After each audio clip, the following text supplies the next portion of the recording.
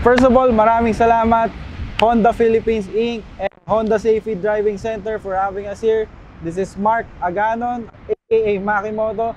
So actually, we're the first one to try this Honda e-clutch. So we're very lucky to be the very first people to try this technology from Honda. Itong bike na to actually is very high-tech. You don't have to pull the clutch. Napakadali niyang gamitin. For example, isa ka veteran rider, nagaling ka sa long ride, tapos bigla kang dadating sa city, lagi kang mahangalay ka-clutch. So this bike, meron siyang feature that it becomes like a semi-automatic motorcycle na you just have to twist the throttle, you don't have to worry about clutching kasi sobrang dali ng operation niya. So I think this is very good for people who are beginners na hindi pa masyadong sanay sa clutch, and at the same time, this is also good for advanced riders na sawang-sawa na mag-clutch sa traffic. Get a chance to try this bike, call your nearest Honda dealers as long as it's available, and feel it for yourself. So again, thank you so much for having me. So this is the Honda e-clutch.